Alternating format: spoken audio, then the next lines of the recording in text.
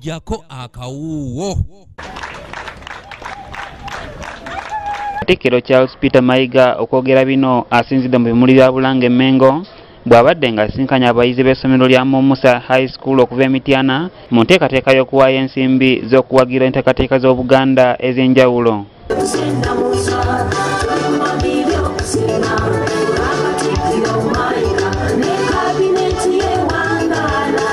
Katikkiro agamba nti kikulu nnyo abaana okukula nga bamanyi obuwangwa n'ennono zaabwe era ne yeebaza abatandisi b'essomero lino olw'okutambuliza abaana mu bufu bw'Obwakabaka bwa Buganda.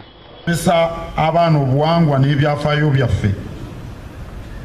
Bw'oba oyagala omuntu akwata ekintu okimuyigiriza akyali muto.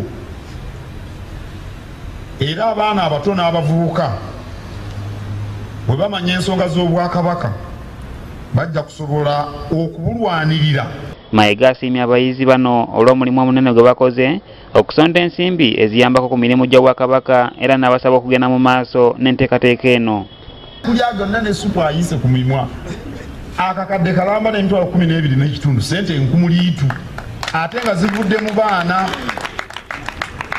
Mbeebaza nnyo. Mwebalire ddala mutuukiriza Minisita omubeezi wa gavumenti ez'ebitundu mu Buganda era nga ne mutandisi w'essomero lino Joseph Kawuki agamba nti ng'essomero lino bakugenda mu maaso n'okukola ebyo ebikuumira abayizi mu kkubo ly'Obwakabaka wamu n'okubatendeka ennono zaabwe ezatandikibwawo emyaka 1000 emabega. Naye nga enteekateeka y'ebyenjigiriza tebissaako nnyo kisira okugeza ebyobuwangwa. Omwana n'akula n'ayita mu ssomero n'afuluma nga kireebereebe ng'alina empisa zino ezirabwako naye nga bw'ogenda okwekenneenya empisa n'otuuka ne mu buwangwa nga talina kyamanyi.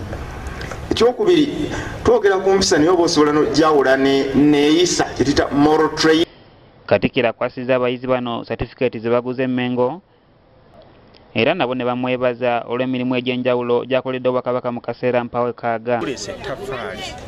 Abaganda Nkobazambogo era nga n'abayizi bonna tuzze olwaleero tuleeta ettaffaali erinayamba mu nteekateeka za Buganda. Ettaffaali eryo tulikuŋŋaanya kuba bayizi bannaffe.